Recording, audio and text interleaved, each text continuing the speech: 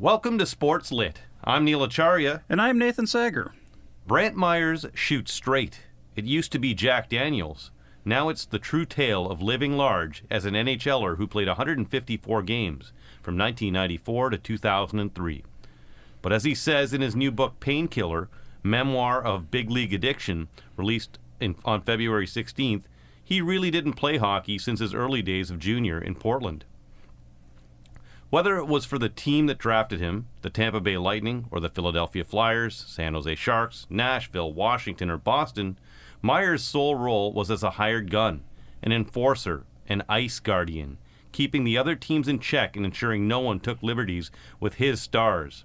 And like several players in his fraternity, the pressures and impact of the role seemed to lend itself to excess when it came to drugs and alcohol. Myhres was suspended 4 times and eventually banned from the NHL. Unlike some of those players, when he hit the bottom, it didn't take him 6 feet under. And he lived to tell about it. How it started, where it went, and what the future could hold. Why there is a future is because of Myhres' untapped ingenuity that emerged in recovery. He went to school, learned the science behind addiction, and then offered his services to the NHL to assist players. Being someone who could understand their issues firsthand, and as it turned out, the LA Kings were in the market after well-publicized issues with key members from their Stanley Cup winning teams of 2012 and 2014. When he was a kid, Brantt Myhres never imagined an NHL career, especially one where his sole job was to fight. When he was in the NHL, living like a rock star until it almost ended his life, he never imagined he would live to tell about it, let alone realize his dream of helping others. Nate? Yeah, as a content warning, this book and this episode, has discussions of intergenerational trauma and intimate partner violence. That was, part of the reality of Brantt Myhres' probably first 3.5 decades on Earth when he was staring into the abyss of addiction, over and over so often, through early adulthood. One can imagine Myhres' memoir will likely have a very high frequently bought together similarity score with Derek Sanderson and Kevin Shea's collaboration Crossing the Line from 2013. Both stories of players who easily could have been the one who uttered that line from the dark comedy Loudermilk. Hurting yourself is easy, living is hard. Myhres had the drive to realize the hockey dream, and it seems like Sanderson, it was sort of pinned to winning the respect of their father. Even before Sanderson and Shea wrote their book, I knew the story of how Derek Sanderson's father used to keep all his son's stitches in a jar after they were removed, and when he collected 200, he tossed them out because that meant Derek had proved he was a man. Now, I've consulted with friends who have sired tiny humans, and they indicate this is not considered good dadding in 2021.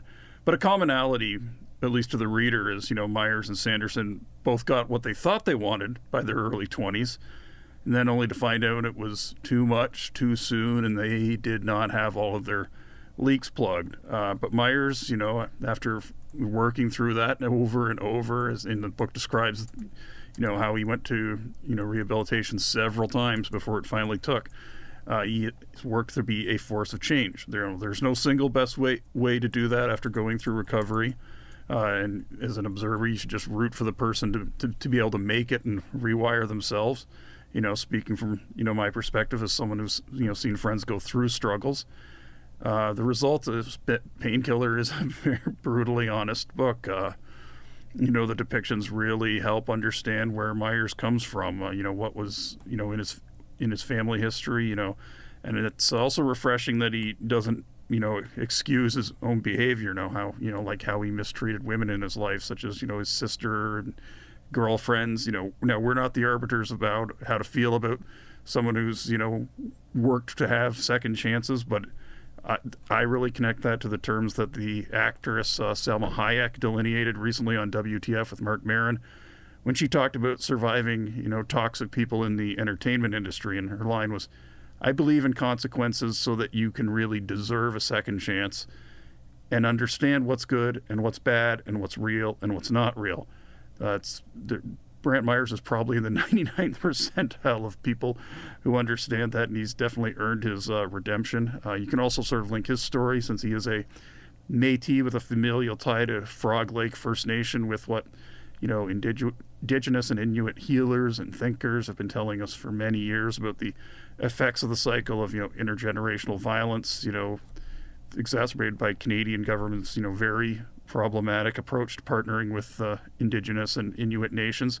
That's definitely, something that's tied to, how Myhres grew up, and it's notable he's tried to do his part to support Indigenous youth. He had the Greater Strides Hockey Academy in Alberta, which he started when he realized there were 33 hockey academies in Alberta, and none of them had that component to them. So, that's, something to take into consideration as, reconciliation becomes, I'd say, one of the top two priorities for Canada as a nation. The other one obviously being, keeping out some of the wackadoodle American politics we're seeing down south. As Neil noted, Myhres, after, hockey ran its course, after he sort of hit rock bottom, he went back and studied substance abuse behavioral health as a mature student in his 30s. It takes a lot of bravery to go back to school in your 30s, speaking as the son of someone who was a mature university student. And of course, Myhres' knowledge and sensitivity in that area, did lead to him becoming the NHL's first player assistance director for 3 seasons with the Los Angeles Kings. Now this episode does relate to some of our other episodes. Myhres was a teammate of Joe Murphy in San Jose in the late 90s. Rick Westhead, of course, gave his time last fall to talk about Finding Murph, which is an investigative report on, basically science denialism in hockey and the other commercialized collision sports. That book really covers the 90s when Myhres was an active NHL player. He was also a teammate of, Eric Lindros. There's a passage where Myhres, he says he felt huge guilt because he was scratched for a game and he saw Lindros just get flattened by Darius Kasparaitis of the Pittsburgh Penguins and suffered a brain injury on the play. Myhres was also I think his first pro camp in Tampa Bay was at the same time as Manon Rhéaume, who joined us last fall to talk about the children's book about her life, Breaking the Ice, recently released in French as Briseur la Glace. You definitely get an appearance from Bob Probert as well, too. So, like I say, Myhres has come through. He was, an enforcer in the 90s, too. That was when the role, in some ways, was refined. Teams were really drafting players exclusively, to be fighters, and they wasn't like they were drafting guys who were normal-sized hockey players. They were looking for guys who were 6'4", 6'6", 230, 240 pounds, and and then eventually that sort of faded out of the game after the 2005 lockout. But he's sort of come through that, and there are players who have sort of survived to tell those tales, and we're grateful he can join us. Now, please check our archive at sportslit.ca. You also interact with us on the Talk About SportsLit podcast Facebook group. I think we've tripled the membership in about the last 3 months, and you also we do have our season 5 premiere is up and online. Yes. With Spencer Haywood talking about the Spencer Haywood rule, which is about him being the first player who came into the NBA while he was still college basketball age. Thank you, Nate. That's well said. And yes, if you want to go to SportsLit, you can buy this book today, the one we're going to be talking about, Painkiller, a memoir of big league addiction by Brantt Myhres, or any of the other books we have had to date and all the future ones. That's sportslit.ca. Now, without further ado, we're going to come up with Brantt Myhres.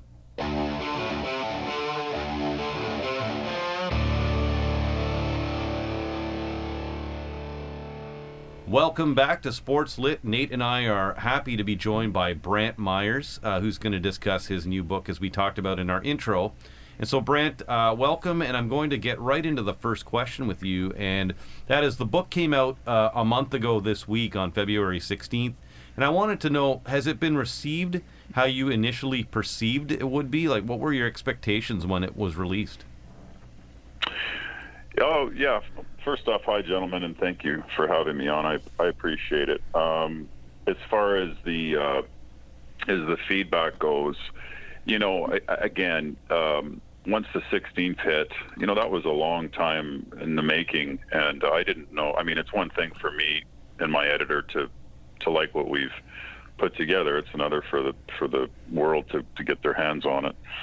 And it's been sort of overwhelming. I mean, there's just, the book's pretty raw, and I took the blanket off a lot of the situations, and I didn't know how it was going to be received, but I got to say that pretty happy about the response. Yes.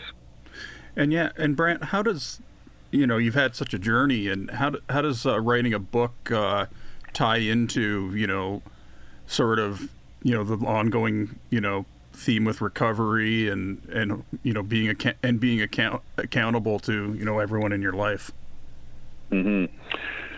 Well, there's a chapter or a part in the book where I had 10 years of sobriety, and I found myself thinking it was a good idea to buy a bag of cocaine for a friend.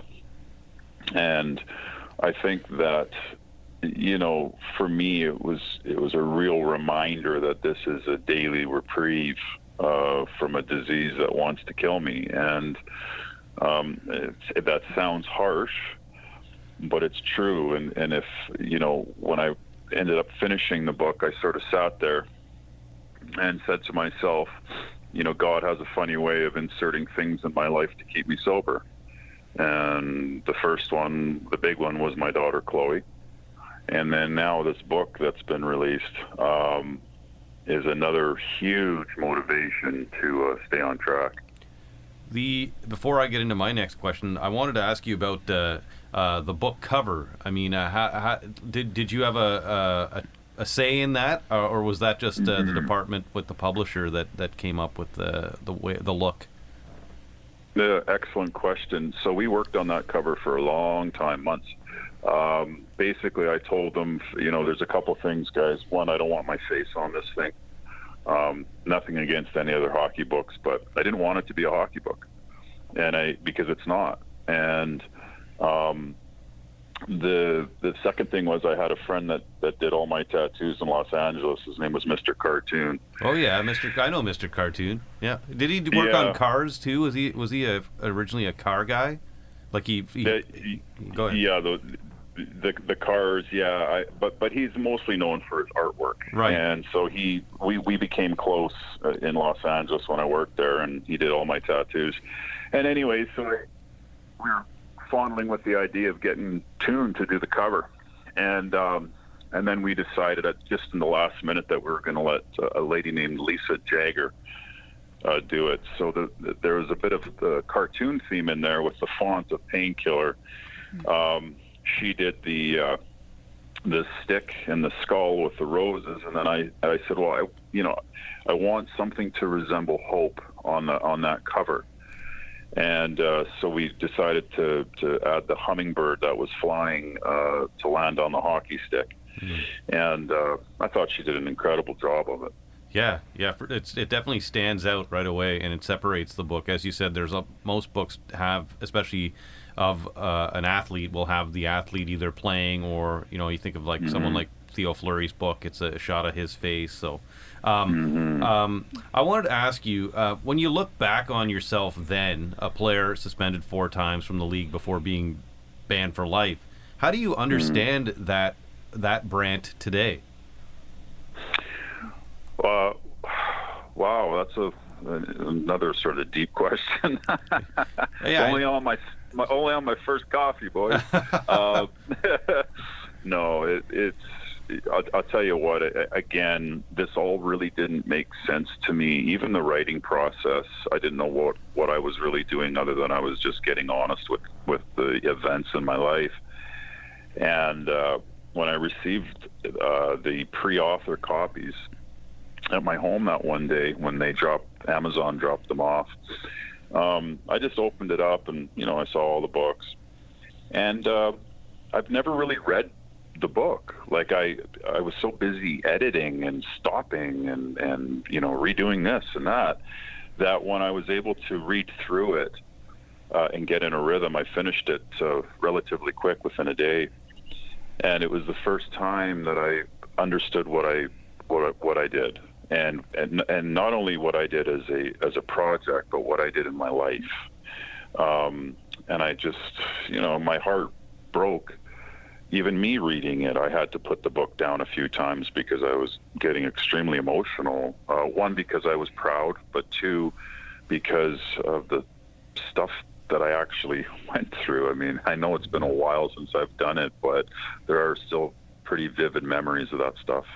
Yeah, so it was almost like a forest for the trees thing, right? Because when you're in the process of writing, you're not looking at the whole thing, right? You're looking at the trees, for example. Yeah, yeah. They got a hold of me, and or my editor Nick Garrison, who basically took my manuscript and literally brought it to life. Like he was outstanding, but he was, we have 1,100 corrections to do, and so you can't really get in a rhythm of anything because you're always stopping. And it was the same with the audiobook.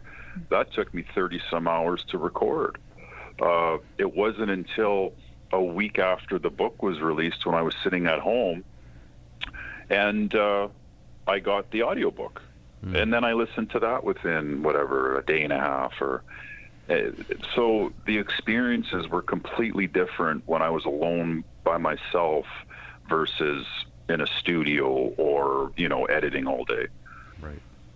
Yeah, and now you sort of say it's not you said it was not a hockey book, and we were always kind of resistant to labels, but what labels would you put on it, Brantt? Well, again, I'm not a label guy either. I think the reader can, I've had people that don't have addictions. For instance, there was a gentleman that had a son in treatment out in, I believe, Arizona. And he said, I don't have an addiction problem. I never have, but my son has. And I was angry at my son. I was angry at my son for not getting it. And your story helped that anger. It helped me understand my boy better. I had a friend call me and talk to me about, you know what, I don't have an addiction problem either, but I think I'm going to give my parents a call today. So there's different themes in the book. Yes, I was a hockey player, and I get all that, but I think that there's some deeper roots in there rather than just me putting the skates on. Yeah, and how much do you think this book can help people understand the effects of what's often called intergenerational trauma, from like parent to child and back and forth? Oh, well, I hope it does. I've been trying to look back as my role as a father with Chloe, and some of the moments that we've shared where, my voice may have gotten a bit too loud or whatever it may be, and I instantly revert back to that little kid that I was, and how sensitive we are as children, and that some of those memories, I mean, when I remember the story of Brad grabbing me when I think I was only 5. Right. That's pretty young to carry that memory with you for the rest of your life. So trauma can start at a very young age, and I think as parents we have to be very cautious of how we handle our children. And Brad was your mom's boyfriend, right? Or is it his? Correct. Yes. Yes, okay. Correct. I wanted to ask you just about, and we're going to cover a lot of different topics here today, but I wanted to ask you about the process of entering treatment. And there's I think it's page 89 in your book. You talk about, I think it might have been the first time you went down to Malibu, and just how quickly it can change. You called your friend and drove back, and so I wanted to ask you about how hard it is when you go in, and how how that whole process works until it works. Well, that story has a connection to I was extremely angry at the end of the 90 days. I thought, my belief, I was only going in for 28 days or 30 days into treatment. They said I wasn't ready. They're going to keep me another month. So I thought I was going back to, I was getting out in 60 days. No, we're keeping you in another 30. I was fucking angry. And so I was almost like, yeah, I'll show you type of attitude. So the day before I got released, I got a bag of cocaine, and then I drove all the way back to Edmonton. So really, I just was filled with anger and the realization that the doctors from the league basically had me by my, Right. whatever you want to call it. Mm-hmm. And if I didn't follow their every move, well, then I wouldn't be playing hockey anymore. So I was extremely resentful at that point. Right. This book is focused obviously on you, but you played with Joe Murphy and others who we may not know of, who ended up having some problems with addiction. So I just wanted to know, now that you look back, I mean, maybe at the time you might have had tunnel vision, but now that you look back, I mean, how many other players were around you from 94 to 03 during your career that, may have had similar problems? Oh, boy. I would say there was quite a few, especially guys that did my role. Unfortunately, we knew of, 3 or 4 gentlemen that didn't do so well, didn't make it very long in life. Right. And then there was other guys that weren't fighters that struggled. Hey, listen, whether it's the National Hockey League or it's the workforce at Amazon or the workforce at Canadian Tire, you're going to have people that are struggling with substance abuse. This isn't just something that's related to athletes. Mm-hmm. And I've seen the numbers right now on how it's been in the last calendar year with people's addiction diseases. I guess the percentages are through the roof. So this just isn't something that's pertained to sports. Right. But something that did pertain to your hockey career, and honestly, gave me chills when I read it, when you were talking about at one point when you were coming back into hockey, and I think the words were, "Once I was back, I'd have to fight." How would you sort of describe the kind of catch-22 you had? Like, the NHL would help you, with things, but they on their terms. But then you have to go right back to being an enforcer. I know it was almost like there was a bigger percentage of me wanting to get caught, like somebody else making the decision for me that I didn't have to go back and play hockey, so that I didn't have to go back into the role. Not that the NHL or anybody ever made me do. Nobody ever made me be a fighter. That was Brantt Myhres, and that was something that I took on. But the reality is that back then those roles were hired, and my role wasn't, to be on the first line and score goals. I knew what I had to do. So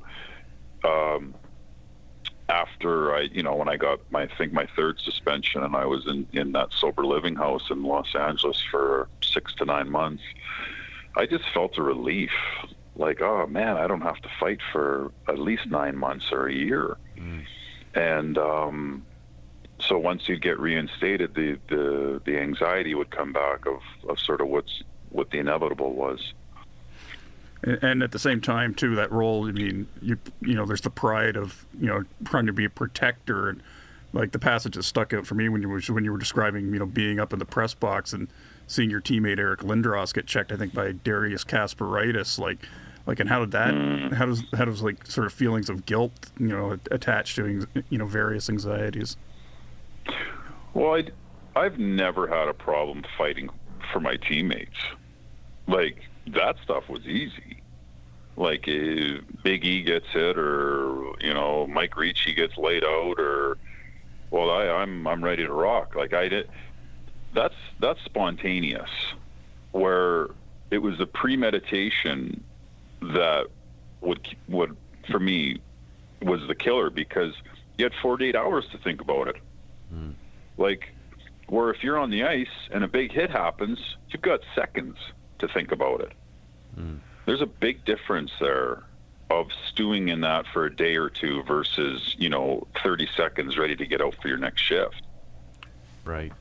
And I wonder too, like I remember reading a few, I don't have the book right in front of me right now, but I remember you writing about the fight, for example, against, I think it was Larocque, right, in Edmonton. and how that kind of went down. And I guess stewing and thinking about these. I mean, we always from the outside, I think you just you see the enforcer and you just think both of them are they're gladiators and they're ready and raring to go. But now I know in recent years we've heard about that there is this rumination. You are thinking about what you have to do. And in the case of, for example, the LaRock fight, I know you won tons of fights, but that one ended like severely badly, right? I mean, so it is interesting to know about what you guys think before those fights had happened, not instantaneously. Well, yeah, and with the LaRock one, I think when I was in bed for pregame and I write about shaking and I sort of can't stop my hands from shaking. It was just, I think, all the years built up into one moment that was going to happen. I just stayed sober for 2 years to get my shot back in the National Hockey League after stage 4. And now I've got to go and I've got to fight the toughest guy in the NHL, my first game. I mean, you want to talk about stress? Right. Like that's an incredible amount of stress that you're putting on someone. Or sorry, that I'm putting on myself. So when I got out there, it was almost like I knew what was going to happen. Like I was down in weight. I was only weighing, I think I weighed in that morning at 214 pounds and George was coming in at 275. Wow. I mean, I just had this feeling like this isn't going to go good. I didn't think he was going to smash my face up, right. But I didn't think I was going to win that one. And just for the people that haven't read the book, what happened was, and as we said, Brantt won a lot of fights. In this case, of course, he came back after that long stretch, and he, I think he smashed your orbital bone in your cheek, right? Mm-hmm. And so, a rough ending, obviously, to something you were essentially anticipating in fear of to some degree, just because of the weight differential and how long you'd been away, size differential. But yes, go ahead, Nate. Now, something that comes up a lot in the last third of the book, Brantt, how did you sort of come to explore your identity as a Métis? Well, I always knew that I had Aboriginal background. My dad's mom was Indian, and so I had it in my blood, but I didn't realize that my uncle Charlie Weaselhead ran Treaty 7 out south of Calgary, and that I thought about the hockey academies that were all over the provinces, but I never saw one that was catered to the needs of the Aboriginal child. And so I built the program, and it ended up going really well down there. Right. And that was, that's toward the end of the book. That comes at a point when you've kind of gone through the science, you've studied, addiction, and now you're looking for a place to apply it. So, in a sense, your roots really helped you back to kind of the place where you are now, right? In a way. Absolutely, yeah. That when I went and started that company in Calgary, I mean, boy, oh boy, I felt a sense of purpose in my life, which it was years before I ever felt that. And, it was just a recipe at that moment that ended up working, and worked hard at it. And it set me up for when the job in LA was offered, that, it was a nice transition. So as it stands, just for clarity right now, what are you officially doing right now? Are you still with the Kings, or have you moved on to a different role? Yeah, no, the job in Los Angeles ended in the after the 2018 season. Right. And then literally relatively quick after that, I got the offer from Penguin Random House to finish my book. Mm-hmm. And once COVID hit, it was actually, for me, it was good. I mean, I was just staying at home and writing, and then now for me, this is just about continuing to spread the message. I mean, it's only been out a month, but I think this can help a lot of people. Yeah, absolutely.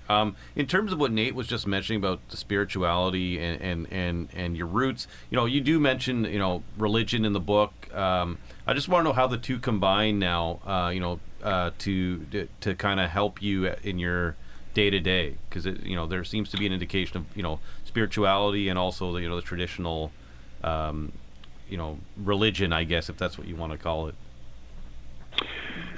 Yeah, I've never actually, as far as religion goes, I've never even thought of that in that term. Mm-hmm. I believed that I believed in God, mm-hmm. and my God isn't necessarily a man with a beard and a cane. Right. It's my version of what I believe to be a higher power and what's created everything that we see around us.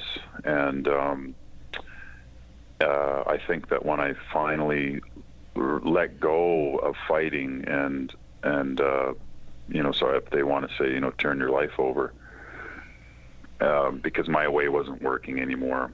It was just me running or driving the boat. It was just crashing. Right.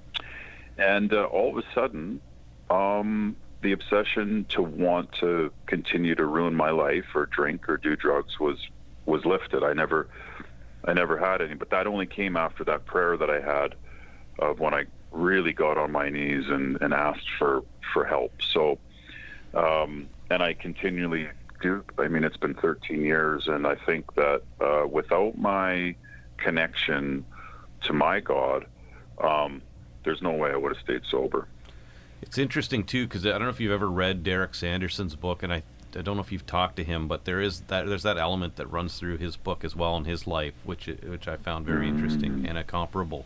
I wanted to ask you, and thanks for sharing that, Brantt. I wanted to ask you, today when we hear about NHL players, the league's younger, and we hear, all they want to do is play Fortnite, and they don't go out anymore, and because the cameras are out. So, people take photos of them. So I wanted to know, how much? Has that made the addiction problem lesser? Is the league, I guess, for a lack of a better word, cleaner today? Because you've seen it. You were with the Kings. So, how is today's young player different from maybe when Brantt Myhres entered the league in the 90s or someone before him in the 80s or 70s? Well, I guess all I can talk about is when I played, and, we were just, yes, I was drinking a lot and doing whatever, but my God, did we have fun together as a team. Right. We were always, even if it was only maybe 6-7 guys, we were out having dinner every night and playing cards and whatever, but we were just hanging out. And, for instance, when I was working with the Kings, one thing that I did notice is that when I got on the bus, and I usually sat at the front of the bus after the game, the players would get on, and it'd be dark out, we'd be driving in the plane, and I'd look back, and all you'd see is 24 lights, which would mean everybody was staring at their phone. Nobody was talking to each other. Right. And I just sort of thought to myself, wow, back when I played, we were, the back of the bus was where you wanted to be, Right. That's where Paul Coffey and Lindros and all these guys would sit, and I'd want to be sitting back there talking about the game or, so now you're right. It is more secluded and isolated with these guys. And think about this year. At least when I played, we had roommates on the road. Yeah. You walk into the room and put your bags down, put your feet up on the bed, and start laughing, watching TV, tell some stories. These guys go into their rooms now. It's quiet. It's silent. So, and you can, and then you can hide your addiction a lot better that way too. Right. Yeah, true. And how much is that one of the great things about hockey? Just the fact that everyone, contributes to sort of having these tight knit groups, or at least did when you were playing. Pardon me, sir. Sorry. Yeah, I was just sort of wondering about how hockey, what when you have a positive group, how much it that togetherness that really helps people develop. Oh, absolutely. I was talking with a friend who's playing on a team here, and he just said, Mizey, I don't know how I'm going to get through the year. He said, this is just so taxing on me, my family. I feel so lonely and isolated and distant from everybody. And it's not just me, it's a lot of guys. And I really feel for them. And then, so you take that with guys not wanting to leave their rooms or their apartments or whatever they're in. And then, popping this or popping that becomes the norm. And is that the actual, like, a bigger potential problem maybe in this day and age than maybe in the past? It's the opioids, for example, rather than alcohol? Correct. Okay. And something that is interesting too, Brantt. What can you sort of tell us about the program? Where you studied at Mount Royal University in Calgary, and just what it took for you to go back into that classroom in your 30s, and then what sort of pathways that opened for you. Well, I knew at some point that if I was going to be standing in front of a general manager that I wanted to have some type of certification, or standing in front of the NHL or the NHLPA. That was just a given. So, but I couldn't afford to go back to school. So when the league offered to pay for me to go back to school in Calgary, I jumped at the opportunity.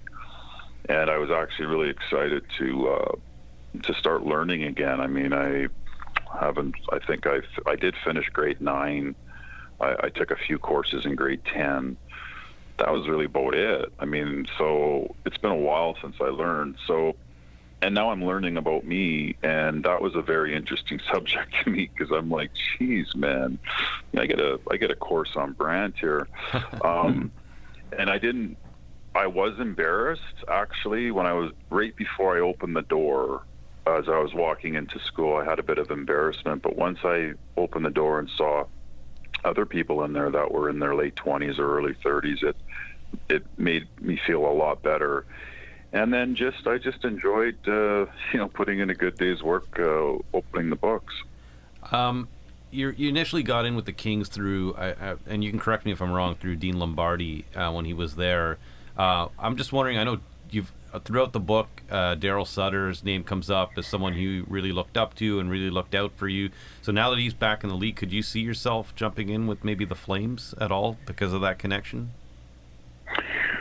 Well, Calgary is the only team in the NHL that hired a guy like me a year after I was hired in LA. They hired Brian McGrattan in that same role. So he's been there for 4 years now. Right. So probably not in Calgary. Right.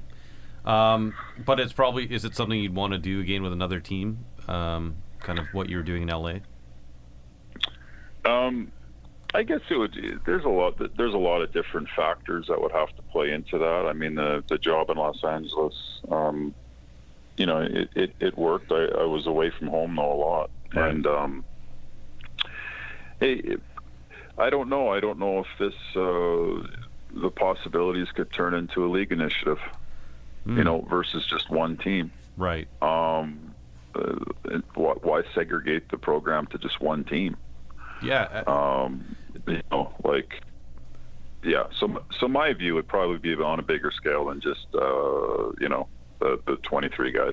Well, that's really interesting you brought up why segregate it to one team, because initially, before the I think it was 96 when the substance abuse program came in, the joint program, it was up to the team, wasn't it? And there was no counselor, which probably... That's right. That's right. Bob Probert made them start that program. Yeah. So, I mean, for our listeners, maybe could you give a little bit of a background on how that program came to be in 1996?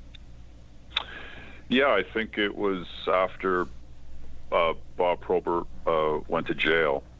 I think he spent 6 months or 3 months in jail. Right. And the league didn't have anything. They were letting the owners or the teams sort of decide how they wanted to deal with their players if the players got caught. I believe one of the first players, the second players to get caught with cocaine was Grant Fuhr. And so the PA, the NHL PA and the league decided that they were going to build a substance abuse program for the league. And then Bob Probert was, I guess, the poster boy at that time to get it started. And now they've had that program with the same doctors in place since 1995, I believe.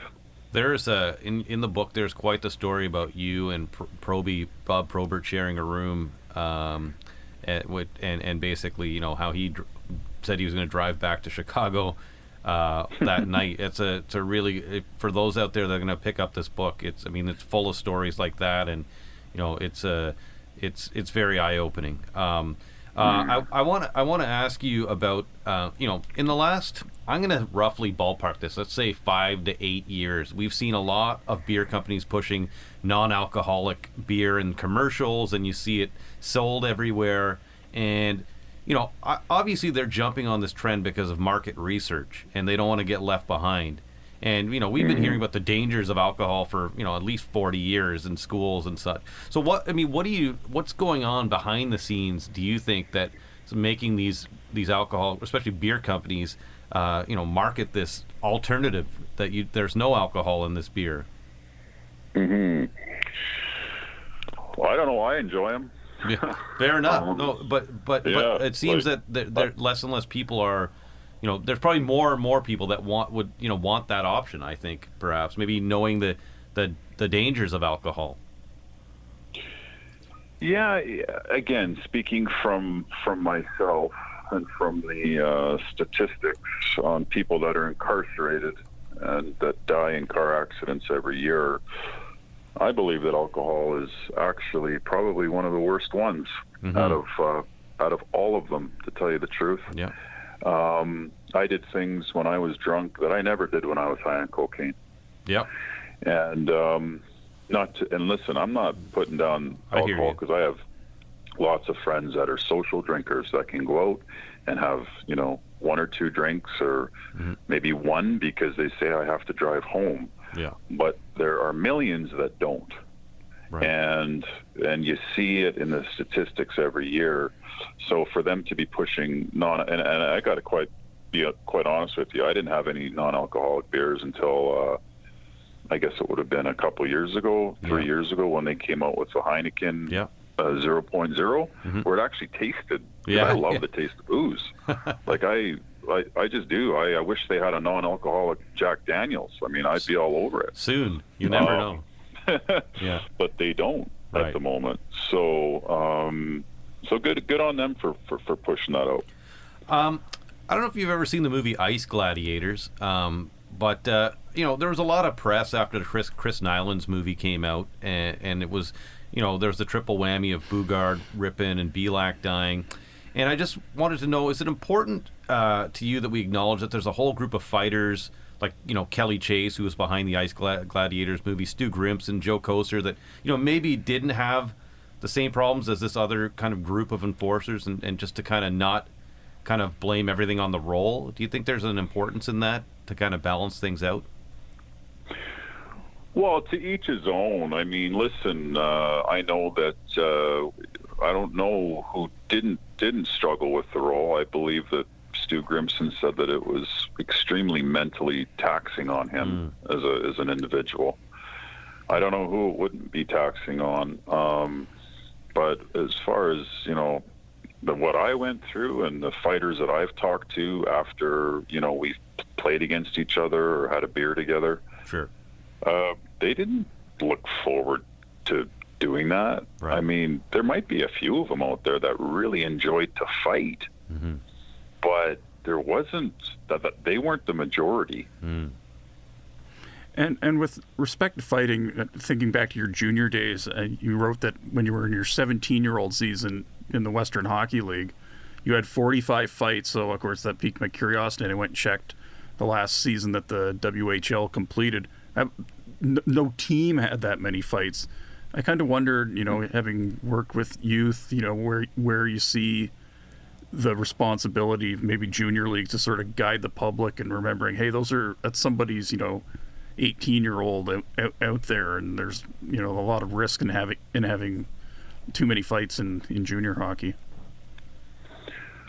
Well, sure. The other thing too, it's like, all right, I'm going to go out and fight all these times. I'm only getting $60 every 2 weeks. I mean, it's like, well, maybe pay me a little bit more. But no, I have a daughter that's going to be 15 in 2 years, and that's when my first fist fight came on the ice. Mm-hmm. I couldn't imagine, her going to play gymnastics or soccer and squaring off with a girl in the field with thousands of people watching her 2 years from now. I'd just be sick to my stomach. Yeah. In my opinion, these kids need to be, from what I understand in the Canadian Hockey League, the junior leagues, they've capped it out now, I think, to 5 fights or something like that. I used to have that in a week. So they've definitely went in the direction of, if you want to say, eliminating it. Yeah, I'll admit I'm not as current on the Canadian Hockey Leagues I used to be. I remember the OHL started with, first it was 10, and then I think they dropped it to 3, and I'm not sure if the other leagues put a cap. I think it's 3 now. Yeah. I think it's 3 fights, and then you get suspended. Yeah, no, it's phased out, you guys. It really is. I mean, I think in the next 10 years, you're gonna have a lot of these kids that are be going, hey, you guys actually used to fight in the NHL. Well, yeah. And be like, yeah, we did. What were some of the things when you had Greater Strides Hockey Academy? What were some of the biggest things you learned from the young people that you were mentoring in that environment? Oh, I just think on how much they appreciated that they were getting to do for free, because some of the oil companies that paid it all. So these kids were coming. They just had to show up, and they were there for 3 days, and they got to swim and skate and play outdoor activities, and we'd bring an elder in, and they get to learn about the traditions of their background, and it was just awesome. And I don't know, I took a lot of pride in what we did there. I wasn't becoming rich by any means, and it wasn't about the money. It was just something that I was really proud of putting together for them. I guess I got 2 last questions for you. The first one is, when you were studying at Mount Royal, as Nate brought up, I mean, what did you learn about addiction in terms of how circumstance relates to,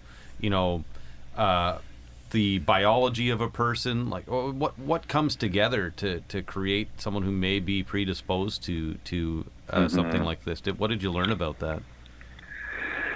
Well, I think for me, when I was studying the chemistry and the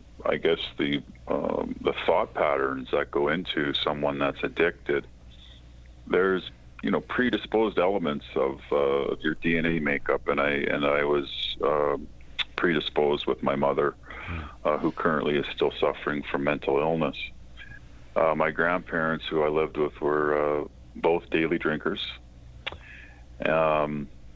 So I had the gene, and I think that was one of the first times, my last rehab especially, where I started to understand the psychology behind, or the aspect behind the disease aspect, because I kept thinking I wasn't strong enough. I'm like, what's wrong with me? Like, why can't I get a handle on this? I do good for a little bit, and then I fall right back in the trap.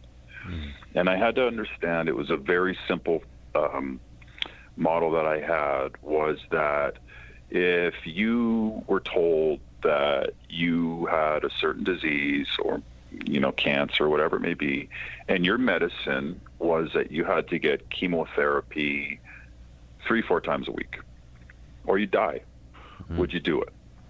Yes, of course you would. Well, I had to have that same mentality with alcoholism, that if I don't take my medicine, and my medicine consists of prayer and meditation, reaching out to fellow addicts and alcoholics, going to recovery meetings, I'm going to get sick at some point. So that I just boiled it down to as simple as I could. Right. And I guess lastly, Brantt, I wanted to ask you, how can a player reach out to you if they're having trouble? I mean, do you have an open channel for that? Just being Brantt Myhres, who's gone through all of this and has in the past worked as a person that's helped people through these things? Yeah, my social media, I've been active daily on responding from people that have read the book or that may be having some issues. I have no issues with that at all. It is a little bit overwhelming when the amount of messages that you get, so you try to make sure that you get back to everybody. But it's just under Brantt Myhres on Facebook or Instagram or Twitter. Very easy to find me.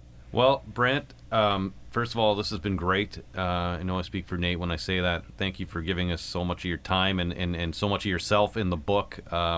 We enjoyed it, if that's the word you can use. I mean, it's very, very heavy, but well written. Yeah, thanks for sharing your journey. Absolutely, guys, and you guys have a great week. I appreciate it.